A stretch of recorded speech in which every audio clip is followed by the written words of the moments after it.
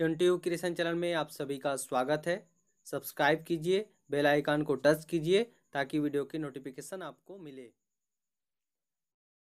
नमस्कार शिक्षक साथियों, आज के वीडियो में हम चर्चा करेंगे चतुर्भुज से संबंधित सवाल।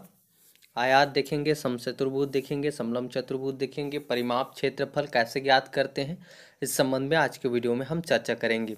इकाई 6 की ये भाग चौथा वीडियो है। अगर आप भाग 1, 2, 3 नहीं देखे हैं तो वीडियो के डिस्क्रिप्शन पर लिंक उपलब्ध है, आप देख सकते हैं।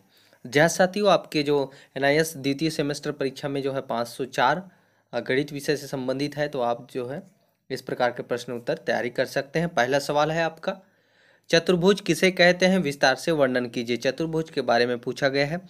तो आप सभी को पता है कि जो है चतुर्भुज किसे कहते हैं, फिर भी यहाँ पर जो आपके सिलेबस में दिया है उसके हिसाब से यहाँ पर देखते हैं। देखिए, आकृति में 4 बिंदु ABCD दिए हैं और कोई भी 3 बिंदु संरेखी नहीं है, मतलब एक समान ये जो है एक ही इसमें नहीं है संरेखी। ठीक है, तो इस प्रकार के जो आकृति निर्मित करते हैं, अब इनको हम मिलाते हैं तो ऐसे जो मिलाने पर जो आकृति बनती है उसे हम चतुर्भुज कहते हैं। यहाँ पर किस प्रकार से समझाया गया है डिटेल में। रेखाखंड ABBCCD और DA ऐसे हैं कि कोई भी रेखाखंड अंत बिंदु के अतिरिक्त कहीं पर भी नहीं मिलते हैं। तो देखिए, चतुर्भुज की एक खासियत है, अगर मैं AB को बढ़ाऊं और इधर CD को कहीं बढ़ाऊं तो एक दूसरे को कहीं नहीं काटेंगे। फिर यहाँ पर देखिए, आपका AD को मैं इधर बढ़ाऊं या फिर BC को बढ़ाऊं तो वो भी एक दूसरे पर कहीं नहीं काटेंगे। तो चतुर्भुज की ये मेन खासियत है, इसे आपको समझना है।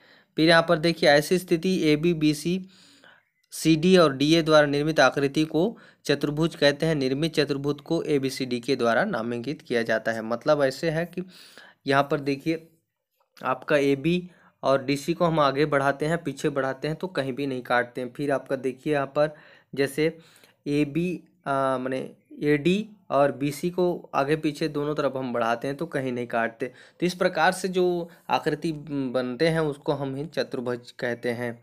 फिर यहाँ पर देखिए, बिंदु ABC और D चतुर्भुज ABCD के शीर्ष हैं। यहाँ पर ABCD ये शीर्ष बिंदु हैं। ABBCCD और DA चतुर्भुज ABCD की भुजाएं हैं। ये आपका BC हो गया, CD हो गया, ए और इधर AD हो गया, AB हो गया, ये चतुर्भुज की भुजाएं हैं।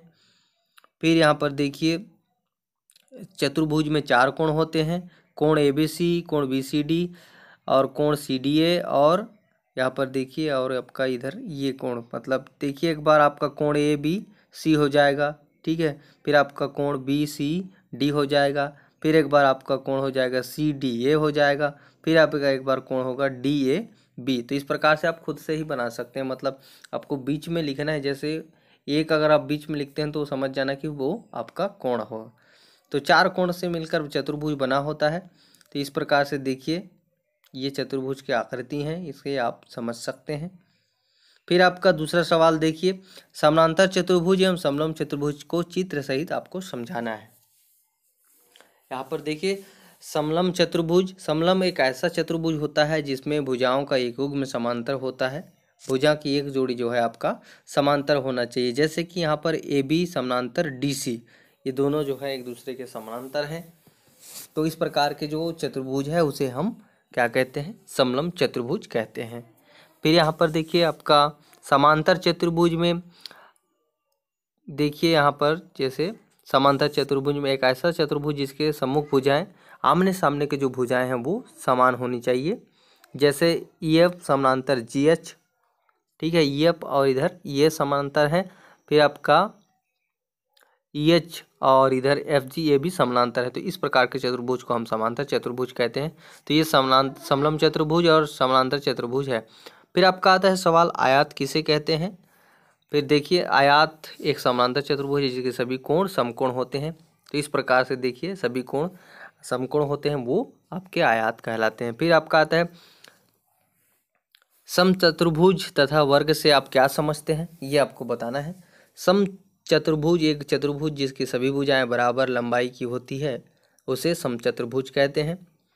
देखिए, जैसे ए इनका जो सारे जो लंबाई है वो कहना चाहिए बराबर है। तो इस प्रकार के चतुर्भुज को हम समचतुर्भुज कहते हैं। फिर वर्ग देखिए, एक चतुर्भुज जिसकी सभी भुजाएं बराबर लंबाई की होती है और सभी कोण समकोण होते हैं। यहाँ पर देखिए, वर्ग और समचतुर्भुज में आपको समझना है भुजाएं बराबर होती हैं, लेकिन कोण इसमें जो है इसमें बराबर होती हैं, ये मायने नहीं रखते यहाँ पर। लेकिन आपके वर्ग में जो है समकोण होते हैं, ठीक है, यही इस बात का इसमें खासियत है वर्ग में। एक चतुर्भुज जिसकी सभी भुजाएं आपके जो है बराबर होती हैं और सभी कोण समकोण होते हैं। फिर आपका 5वां सवाल देखिए, समचतुर्भुज की परिमाप तथा क्षेत्रफल कैसे ज्ञात करेंगे, ये आपको बताना है। परिमाप निकालने का है, इससे संबंधित परिमाप निकालने के संबंधित और भी जो है चतुर्भुज के संबंधित सवाल आ सकते हैं, लेकिन यहाँ पर हम जो है समचतुर्भुज के बारे में परिमाप के बारे में मैं आपको बता दूं कि सभी भुजाओं के योग को ही हम परिमाप कहते हैं। जैसे त्रिभुज में आपने निकाला है, ठीक, बस वैसे ही आपके जो है इसमें भी निकालना है। जैसे समचतुर्भुज, जैसे अभी इसको ये भी मानता हूँ यहाँ पर, जैसे इधर नीचे में इसका चित्र दिया है, याद देखिए यहाँ पर ये भी सारे जो भुजाओं को आपस में जोड़ेंगे तो हमारा परिमाप निकल जाएगा। जैसे यहाँ पर देखिए समचतुर्भुज का परिमाप AB + BC + CD + DA, ठीक है, मतलब 4 बार हम जोड़ रहे हैं एक भुजा की लंबाई। समचतुर्भुज के विकर्ण एक दूसरे को समकोण द्वारा द्विभाजित करते हैं। और इसका क्षेत्रफल देखिए, तो आप परिमाप जो है सभी भुजाओं को जोड़कर निकाल सकते हैं। और क्षेत्रफल के लिए देखिए एक चीज़ आपको याद रखना है, जैसे यहाँ पर दिया गया है, एक चतुर्भुज का परिमाप सभी चारों भुजाओं की लंबाई का योग होता है। और एक चतुर्भुज का क्षेत्रफल विकर्ण खींचने के पश्चात बने दो त्रिभुज, यहाँ पर यदि हम यहाँ से देखिए DB और AC दो विकर्ण खींचेंगे तो दोनों त्रिभुज के क्षेत्रफल को जो है हम आपके समचतुर्भुज क्षेत्रफल कह सकते हैं। यहाँ पर देखिए विकर्ण की लंबाई का गुणनफल AC × BD, ये आपका समचतुर्भुज का क्षेत्रफल होगा। तो इस प्रकार से आप क्षेत्रफल संबंधित ज्ञात कर सकते हैं। आपके इसमें 6वां इकाई में ये चतुर्भुज से संबंधित टॉपिक समाप्त होते हैं। फिर नेक्स्ट वीडियो में हम वृत्त के बारे में बताएंगे। इस वीडियो को यदि आप लाइक नहीं किए तो प्लीज़ लाइक कर दीजिए, अपने साथियों के साथ इस वीडियो को जरूर शेयर कीजिए। और हाँ, यदि आप इसे PDF में डाउनलोड करना चाहते हैं तो गूगल में आप सर्च कर सकते हैं www.20creation.com, या फिर वीडियो के डिस्क्रिप्शन पर लिंक उपलब्ध है, वहाँ से भी आप जाकर डाउनलोड कर सकते हैं। वीडियो को देखने के लिए बहुत बहुत धन्यवाद, शुक्रिया।